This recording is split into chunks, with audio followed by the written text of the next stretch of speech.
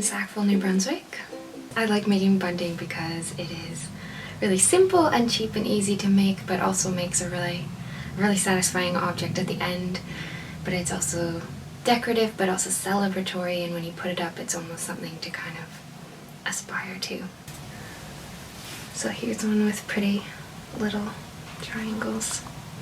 There's lots of things I like about working small. I guess one thing would be that I like things which are kind of hand-sized and sort of intimate, and that I can then fold up into an envelope and send to somebody else in the mail. And this one's sort of like my little goddesses, which I silk screened and sent out in the mail.